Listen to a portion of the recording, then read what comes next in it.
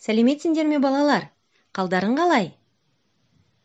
Сендерді тіл дамыту сабағында көруге қуаныштымын. Менің аты жөнім Исаинова Гүлсім Оразовна. Біз бүгін дыбыстар әлеміне саяхатқа шығамыз. Бірақ алдымен алдыңғы сабақты есімізге түсірейік. Зеректердің ережесін қайталайық. Таңертең ерте тұрамыз. Жақсылап біз жуынамыз. Тәртіпке біз үйренеміз. Кітаптың құнын білеміз. Сабақта біз сөйлеспейміз. Орындықта секірмейміз. Мұғалімді құрметтейміз. Досымызды ренжітпейміз. Партада біз ұйықтамаймыз. Жаман қылық жасамаймыз. Сабақты жақсы оқып, білімді біз бағалаймыз. Балалар, ал сендер зеректердің ережесін ұстанасыңдар ма? Бұл ережені ешқашан ұмытпаңдар. Кейін мектепке барғанда сендерге керек болады. Танысу кезінде қандай сыпайы сөздер айтылады? Өздерін айтып көріңдер. Сізбен танысуға бола ма? Танысып қойыңыз. Өте қуаныштымын. Танысқаныма қуаныштымын. Ал сендер бұл сыпайы сөздерді қолданасыңдар ма? Амандасу түрлерін есімізге түсірейік. Қалай амандасуға болады екен? Айтыңдаршы. Ассалаумағалейкум. Уағалейкум ассалам. Сәлеметсіз бе? Амансыз ба? Қайырлы таң. Қайырлы күн. Қайырлы кеш. Ал сендер қалай амандасасыңдар? Ал қалай қоштасуға болады? Сау болыңыз. Аман болыңыз. Көріскенше. Қош болыңыз. Ертеңге дейін. Өте жақсы балалар. Көңілді және мұңды адам атынан амандасыңдар және қоштасыңдар.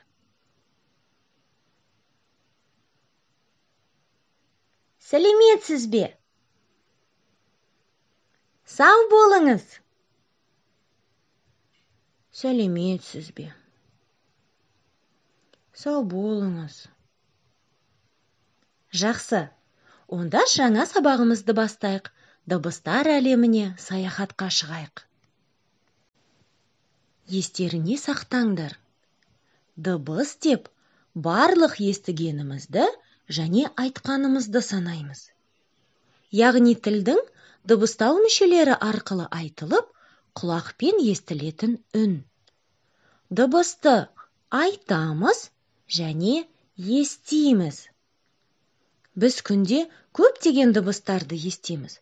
Адамдардың сөйлескендерін, құстардың әндерін, машиналардың сигналдарын, салынып жатқан үйлердегі құрал-саймандар дыбыстарын және тағы басқаларды. Дыбыстарды екі топқа бөлуге болады. Сөйлеу немесе сөз дыбыстары. Адамның тілі, тамағы, тісі, ерні, дауысы арқылы пайда болған дыбыстар. Сөйлеу дыбыстарын тек қана адамдар шығара алады. Еліктеу сөздер. Табиғат құбылыстары мен заттардың, жануарлардың дыбыстары. Яғни, адамның сөйлегенінен басқасының барлығы еліктеу сөздерге жатады.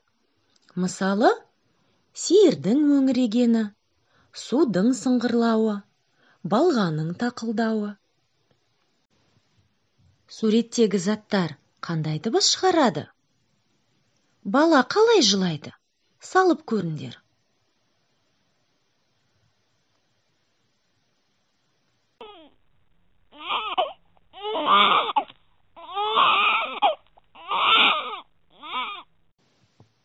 Шар қалай ұшып түседі?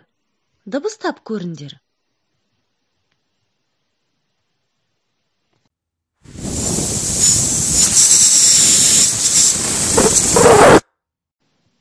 Ұшақ қалай ұшады?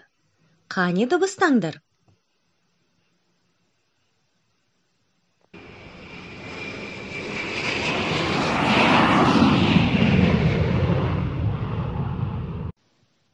Қоңыз қандай дыбыс шығарады? Дыбыстап көріңдер.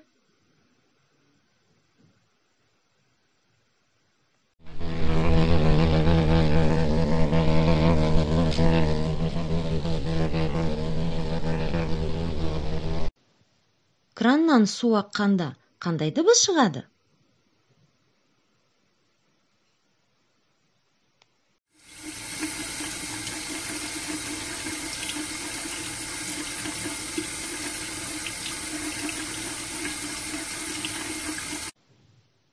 Қыз бала қалай өлең айтады?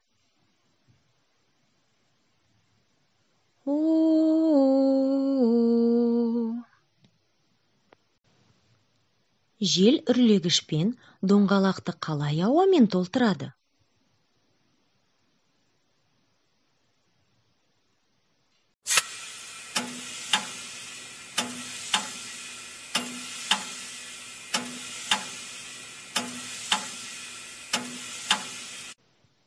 Маса қалай ызыңдайды? Қандай дыбыс шығады? Салып көріңдер.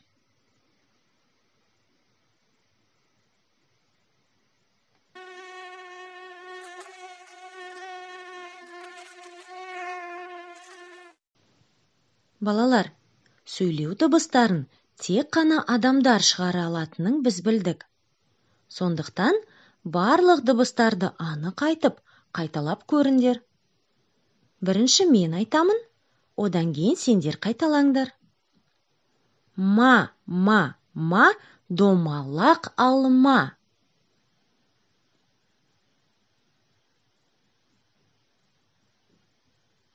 Өте жақсы. Ме, жүзіп келді кеме.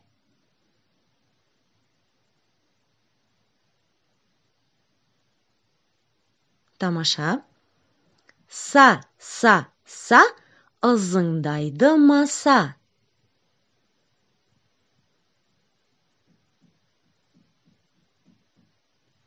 Жақсы, тағы да бір рет. Ың, әп әдемі қайың.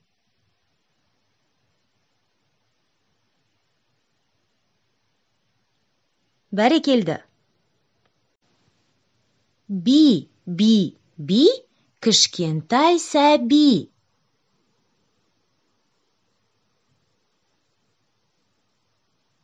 Жақсы. Ян, кішкентай қоян.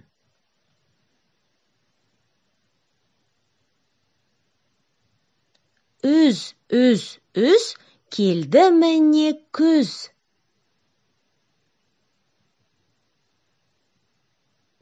Тамаша балалар. Ой, қорада тұр қой.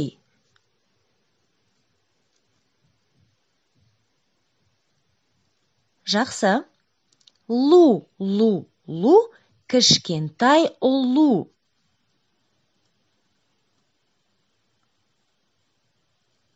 Міс, мынау қасық күміс. Тамаша. Біз бүгін сендермен дыбыс әлеміне саяхат жасадық. Келесі сабақта бұл саяхатты жалғастырамыз. Ал қазір келіңдер, қайталайық. Дыбыс деп барлық естігенімізді және айтқанымызды санаймыз. Өздерің қайталап көріңдер.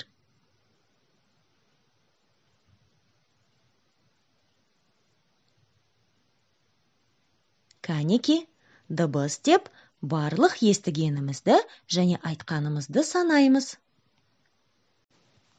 Сөйлеу немесе сөз дыбыстары адамның тілі, тамағы, тісі, ерні, дауысы арқылы пайда болған дыбыстар.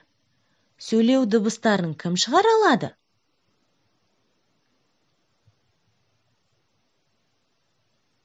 Тек қана адамдар. Еліктеу сөздер. Табиғат құбылыстары мен заттардың, жануарлардың дыбыстары. Яғни, адамның сөйлегенінен басқасының барлығы еліктеу сөздерге жатады. Ал, өздерің кез келген мысал келтіріп көріңдер. Ол үшін бейнероликті тоқтатып, жауап беру керек.